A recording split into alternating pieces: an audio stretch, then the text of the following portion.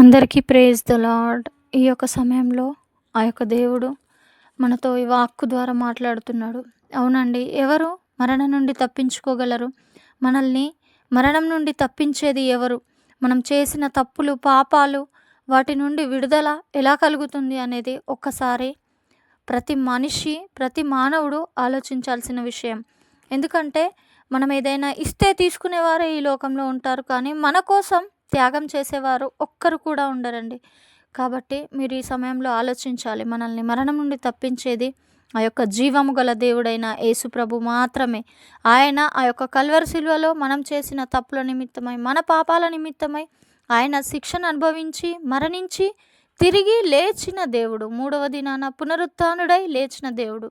కాబట్టి నువ్వు ఆయన యొద్దకు చేరి నీ పాపాలని బట్టి క్షమించుమని ఎప్పుడైతే నువ్వు ఆయనని వేడుకుంటావో ఆ క్షణంలోనే ఆ యొక్క మరణం నుండి, నిత్య నరకం నుండి నిన్ను తప్పించి ఆయన ఉండే పరలోక రాజ్యంలో, నిత్యంలో, మోక్షంలో ఆయన నిన్ను ఆయనతో పాటు ఆయన రాజ్యంలో చేర్చుకుంటాడు. మరి ఇది మర్చిపోకు మిత్రమా. ఆయన యొద్దకు చేరు, నీ తప్పులు, పాపాలు ఆయన ఎదుట ఒప్పుకొని విడిచిపెట్టు. ప్రభువా, నాది తప్పైంది అని నువ్వు ఆయనని బ్రతిమలాడుకో. ఆయన రక్తంలో కడగబడు. అప్పుడు మాత్రమే నీకు ఆ నరక శిక్ష నుండి విమోచన, విడుదల కలుగుతుంది.